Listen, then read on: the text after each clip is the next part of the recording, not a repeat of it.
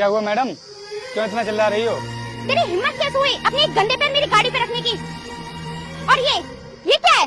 Sorry madam, मुझे पता नहीं था ये आपकी गाड़ी है और ये मेरी कोल्ड ड्रिंक है। लाइए मुझे। इतनी गंदी चीज तूने मेरी गाड़ी पे रख दी।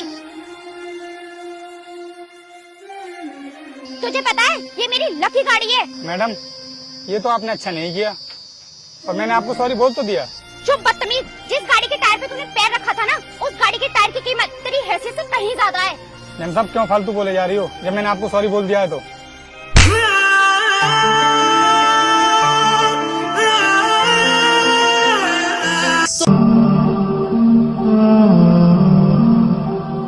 मैम साहब बिना बात इतना बवंडर कर रही हो, मुझे जाने दो, आगे से ध्यान रखूंगा। तू समझता क्या है अपने आप को? तू लोगों को ये दिखाना चाहता है कि ये तेरी खुद की गाड़ी है। लेकिन मैडम मैंने ये कब बोला कि ये मेरी खुद की गाड़ी है? मन तो ऐसा कर रहा है ना कि जिस गाड़ी के पहिए पे तूने ये अपना गंदा पैर रखा, वही पहिया तेरे पैरों पे उतार दूं। इस बार तो मैं तुझे छोड़ रही हूँ, लेकिन अगली बार मेरी गाड़ी के आसपास दिख मत जाना। चल अब निकल यहाँ से।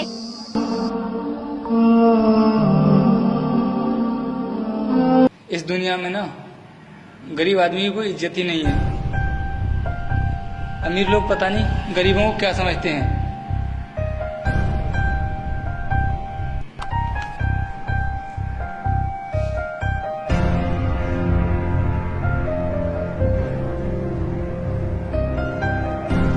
अरे ये तो मेरी वीडियो है, किसने इंटरनेट पर डाल दिया इसे?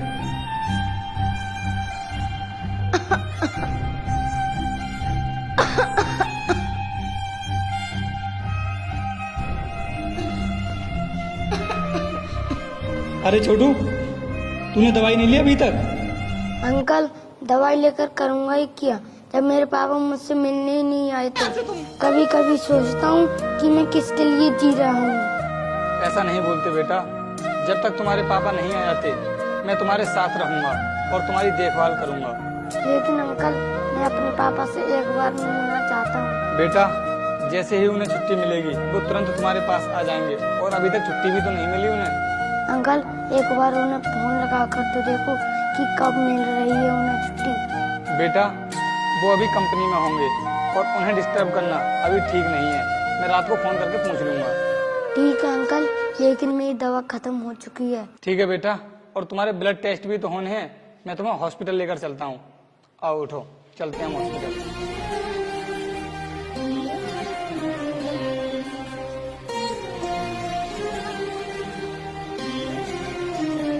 हे रुको, अंदर कहाँ घुसे जा रहे हो? अंदर पहले से ही काफी मरीज हैं, थोड़ी देर यहीं वेट करो। अरे भैया इस बच्चे की हालत बहुत खराब है, हमें डॉक्टर से मिलना बहुत जरूरी है। अरे तू तो वही है ना जिसका वीडियो बहुत तेजी से वायरल हो रहा है, लड़की छेड़ रहा था। भाई मुझे अंदर जाने दो। बाकी मरीज क्या पागल हैं जो सुबह से यहाँ पड़े हैं? तुम अभी अंदर नहीं जा सकते। चाहे मरीज की तबीयत और ज्यादा बिगड़ जाए। तुझे ज्यादा जल्दी हो रही है ना, तो एक काम कर, 100 का नोट निकाल, तुझे अभी अंदर भेज दूंगा। हर किसी को दलाली चाहिए, बिना पैसों में कोई काम नहीं होता है क्या? हो जाएगा, अब तू शाम तक इंतजार कर, तेरा नंबर आ जाएगा। चल अब वहाँ जाकर बैठ जा। लेकिन मुझे इमरजेंसी है, शाम तक तो बहुत देर हो जाएगी और इसको कुछ भी हो सकता है। मुझे कुछ नहीं पता, वहाँ जाके बैठ।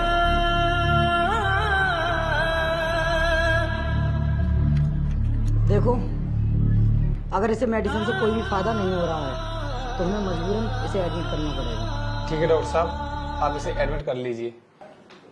तो ठीक है, सबसे पहले आप जाकर कैश काउंटर पर 25,000 रुपये जमा कर दीजिए, उसके बाद हम इसे एडमिट कर देते हैं। लेकिन डॉक्टर साहब इतने सारे रुपए मैं इतनी जल्दी कहाँ से अरेंज कर पाऊंगा? आप ट्रीटमेंट शुरू कीजिए, तब तक मैं कहीं से भी पैसों का इंतजाम कर लूंगा। देखिए मिस्टर, आपके जैसे यहाँ पर हमें रोज मिलने आते हैं। सबसे पहले आप पैसे जमा कीजिए, उसके बाद ही हम ट्रीटमेंट करेंगे। डॉक्टर तुम यहाँ लोगों की जान बचाने के लिए हो या फिर अपना बिजनेस खोलकर बैठे हो? आवाज नीची करके बात करो। क्या तुम जानते नहीं हो इस समय तुम इस शहर के सबसे बड़े डॉक्टर से बात कर रहे हो? जो लोगों की जान से ज्यादा पैसों को अहमियत देता हो वो कभी डॉक्टर नहीं हो सकता। सर इमरजेंसी वार्ड में जो पेशेंट था उसकी मौत हो गई है, बताइए सर क्या करें? देखो एक काम करो, उस पेशेंट के साथ जितने भी परिजन हैं उनको उसके बारे में कुछ पता होना चाहिए, और जाकर कैश काउंटर पर कुछ पैसे और जमा करा लो और दोबारा से ट्रीटमेंट शुरू कर दो। जी सर। हाँ तो बताइए, तुम्हें पैसे जमा कराने हैं या नहीं? या फिर अभी सिक्योरिटी गार्ड को बुलाकर तुम्हें हॉस्पिटल से बाहर करा दूं? नहीं कराना मुझे तुम्हारे हॉस्पिटल में इलाज। और रोहित निकलते हैं।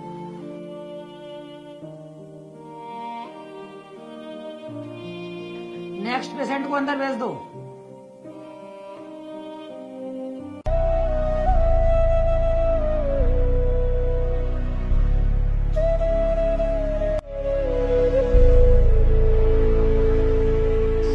अरे वो अंधा हो गया क्या? देख कर नहीं चल सकता? अमीर बाप की बिगड़ी औलाद इतना अंधा होकर गाड़ी चला रहा है।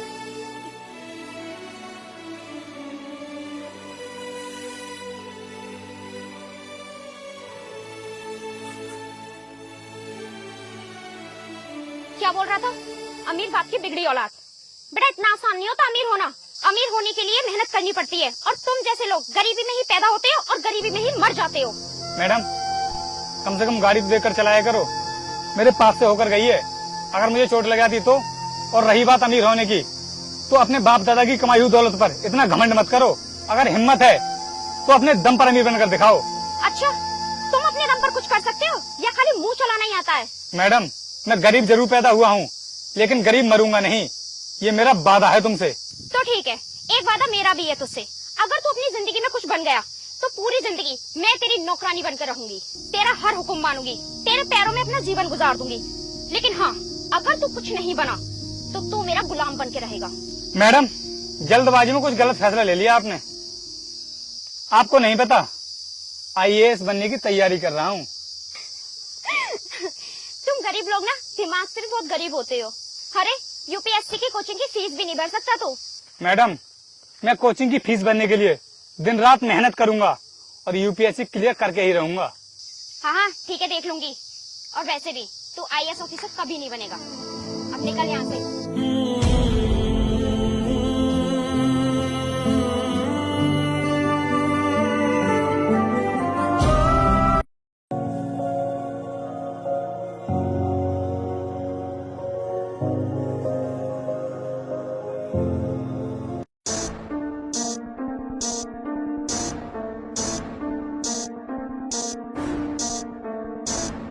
हेलो डॉक्टर, क्या चल रहा है ये सब?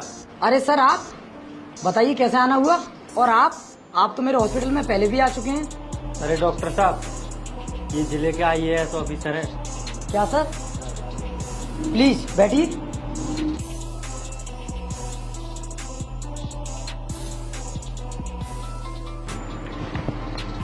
ये लो बेटा, अपनी दवाई डिस्पेंसरी से निकलवा लो। बताइए सर कैसे आना हुआ? देखिए डॉक्टर, हमें पता चला है कि तुम्हारे हॉस्पिटल में बहुत धांधलेबाजी हो रही है, तो बताओ सच क्या है? देखिए सर, आपको जिस किसी ने भी हमारे हॉस्पिटल के बारे में ये इन्फॉर्मेशन दी है वो सब गलत है। देखो तुम्हारे खिलाफ हमारे पास बहुत बड़े लेवल पर कंप्लेंट्स आई हैं, इसलिए मुझे पर्सनली यहाँ पर आना पड़ा। तुमने अभी एक बच्चे का ऑपरेशन किया था, जिसकी किडनी निकाल ली और उस बच्चे की कुछ दिन बाद मौत हो गई। सर आप जो भी कह रहे हैं वो सब झूठ है।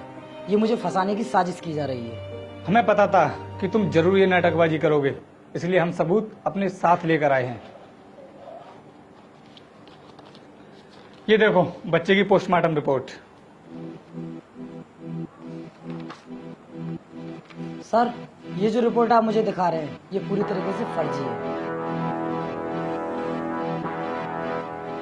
डॉक्टर हम अच्छी तरह जानते हैं क्या फेक होता है और क्या रियल।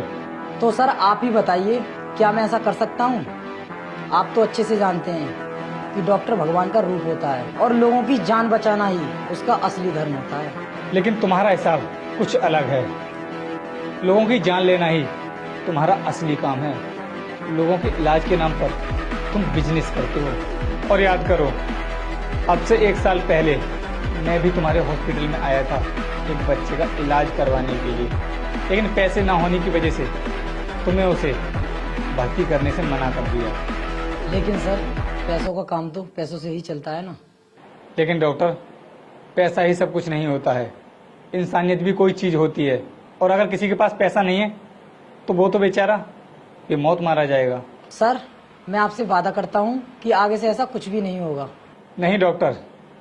हमें तुमको अरेस्ट करना ही होगा और तुम्हारे इस हॉस्पिटल को सीज भी करना होगा। और अगर तुमने हमारे इस काम में कोई भी दखलंदाजी देने की कोशिश की तो मजबूरन हमें तुम्हारे इस हॉस्पिटल पर बुलडोजर भी चलवाना पड़ेगा।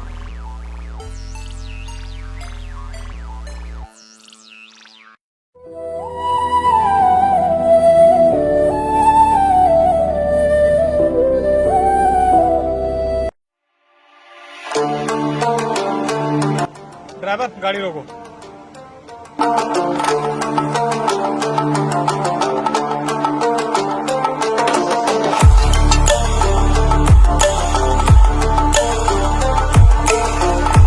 सर मैं भी आपके साथ चलता हूँ।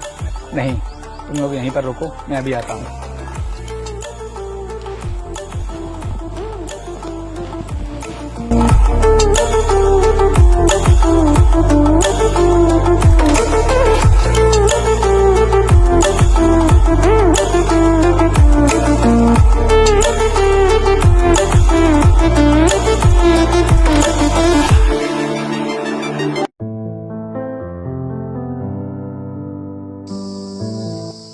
हाँ तो मैडम, क्या हाल चाल हैं आपके?